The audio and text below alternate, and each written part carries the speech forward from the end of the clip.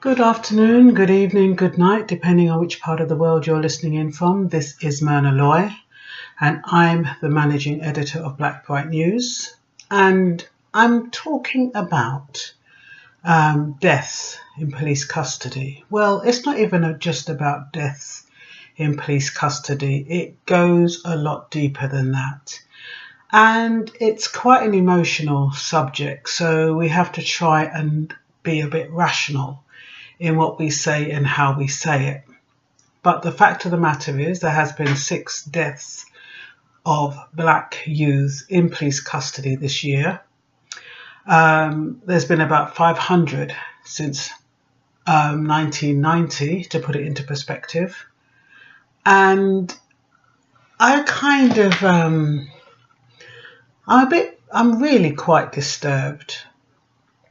I was looking at The Guardian today. I'm not quite sure how it came up, but it's been nearly 10 years since Sean Rigg was, shall we say, well, died in police custody. That's the politically correct way to say it. So he died in police custody, and the 5 officers, as of I think it's the 7th of December, none of them been charged. There has been no official account of what happened, and the family are just left with nothing. I was reading up about 4 other youths. Edson, he died in police custody. Apparently somebody called because he was misbehaving, making some kind of disturbance, in quote. The police came, tasered him, jumped him. Next thing you know, he's foaming at the mouth. 8 days later, he's dead. It's beyond words, isn't it, really? We have Shane Bryant, also died in police custody. We had Rashan Charles earlier this year. He died in police custody, pressing his head to the floor.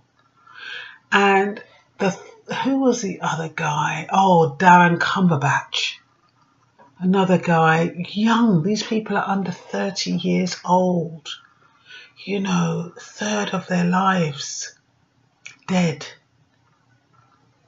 And, you know, I was looking up reasonable force, because that is what the police are using, and that is why the bar is set so high to prove against reasonable force. I mean, how do you define reasonable force? Because it's subjective, isn't it? So, supposing, I'm going to talk hypothetically here, supposing you're dealing with a racist person, and what they deem as reasonable force is actually excessive force.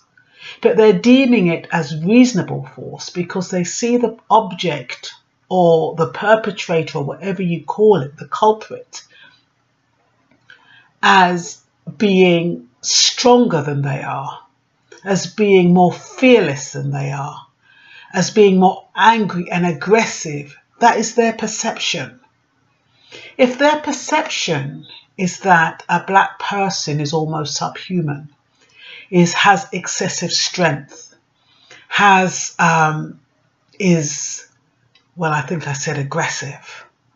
But if that is their perception, when they are holding or restraining that person, they are using, in their mind, reasonable force, when in fact is excessive force. And then you can't even put it down to that, because if you've tasered somebody, you've tasered them, so that's actually debilitated them, it's weakened them, it's made them vulnerable. And after you've tasered them, you are then abusing them. And then the courts are saying they can't prove that it wasn't unreasonable force if the person who, I think one of them, I think it was Sean Rigg, apparently he was shouting at a gazebo and he was doing some karate moves, and they considered that threatening. So as far as the police are concerned, if they feel threatened, or if the public feel threatened, they can use what they consider reasonable force. I think it's a really, really sad, really tragic that you have people in the police force that abuse power. They abuse power because they consider themselves to be the law. And even they say the IPCC, you know, that's the Investigative Police Commissioners Committee that are supposed to investigate the police. It's made up of police. It's supposed to be independent. But a lot of those members are ex-police officers, and they're going to side with their own. That's what I've been led to believe. So I am really, really concerned about the deaths of black people in police custody. And I'm concerned because I believe it is to do, an element of it could be racism, an element of it could be fear, an element of it could be resentment. I mean, there's so many different elements, but whatever the elements are, these boys are people's children. They belong to a family. Their fathers, their brothers, their sisters. How would the police like it if somebody jumped on a member of their family and did whatever they did to them, and the next thing you know, they're lying dead when otherwise they were healthy and laughing and having fun? I mean, one of them had burns and cuts, unexplained injuries. Now that is deliberate. That is deliberate torture, inflicting pain. You know, I don't even know where I'm going with this, but I'm trying to understand how we can resolve this. What can the police do to change their perception of black people? I mean, we've been in this country for years and years. You know, they watch them on TV, they make fun of them. You know, well, they laugh at them when they're funny. They appreciate their music. You know, some of them have even got black people in their collection of records at home. So what is it? What is it about some black people that renders them fearful? You know, and they're all from the same stock. And you could say that, okay, I often wonder if black people were, as our forefathers used to be, were humble, subservient, would it make a difference, or would they abuse you same way? You know, I'm so glad I don't have any sons. I've always wanted sons. But in a world like this, I'd be fearful every time they left the door, every time they walked through the door. So all I'm saying is that if there's police out there, that are watching this video, do try to re-educate yourselves. You know, learn about the culture. It's not about sitting down and doing a course. It's about mingling. It's about trying to understand. It's about learning innuendos.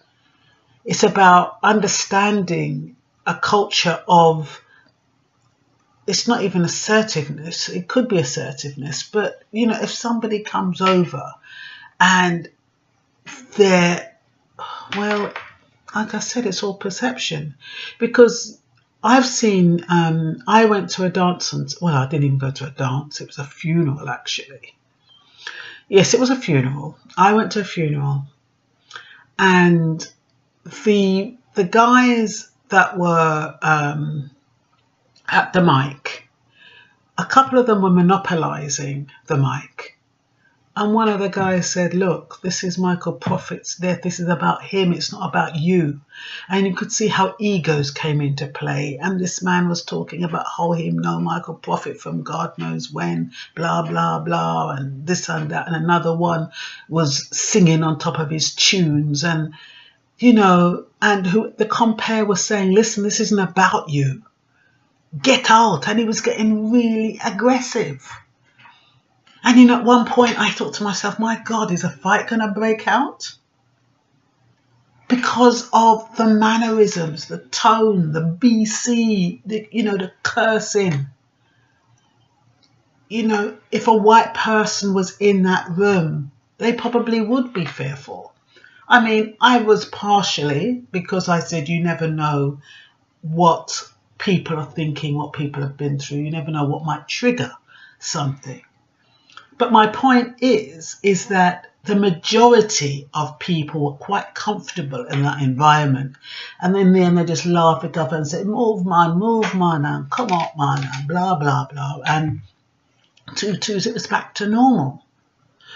But what I'm saying is that I'm not quite sure how the perception of anger and threatening behaviour can be defined or translated when you're dealing with different cultures.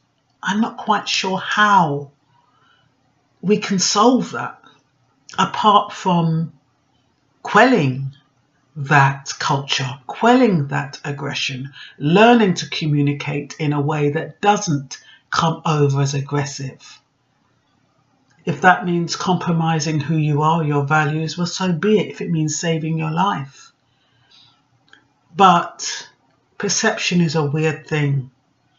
And they have this thing in CBT, you know, you can see somebody walking towards you and it appears like they're ignoring you, and you can get aggressive and upset and resentful when really that person has something else on their mind. Somebody's died, they might have lost their purse or lost their keys or something. It's got nothing to do with you. So you've got a lot of people who are walking the streets with issues, with problems, and you don't know what's going to trigger.